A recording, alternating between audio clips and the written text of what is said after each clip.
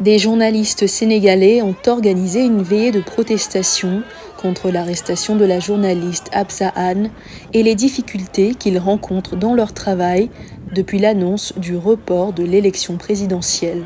L'affaire avec Absa, la journaliste qui a été brutalisée, m'a beaucoup marqué parce que ça aurait pu être moi, ça aurait pu être une amie proche que je connais.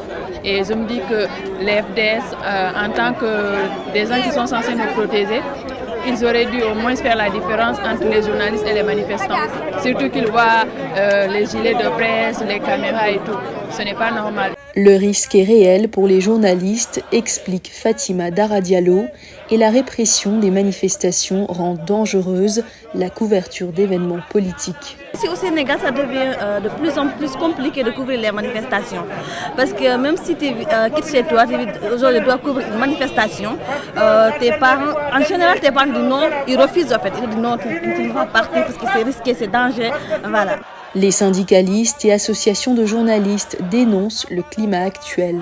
Nous n'accepterons plus d'être bâillonnés, nous n'accepterons plus d'être agressés, parce qu'en réalité, s'il y a un événement et que les journalistes ne sont pas capables de descendre sur le terrain pour couvrir, ça pose problème.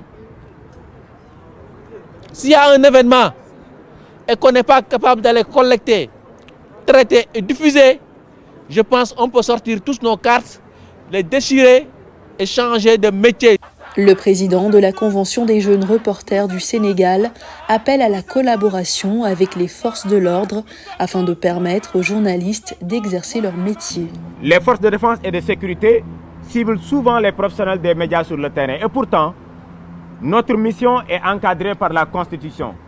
Leur mission également est encadrée par la Constitution du Sénégal. Donc sur le terrain, nous devons essayer de voir comment collaborer. Mais il n'y a aucune raison qui peut expliquer ce que nous constatons dernièrement. La société civile et l'opposition sénégalaise maintiennent la pression sur le président Macky Sall, dont le gouvernement a interdit une marche convoquée ce mardi contre le report de la présidentielle.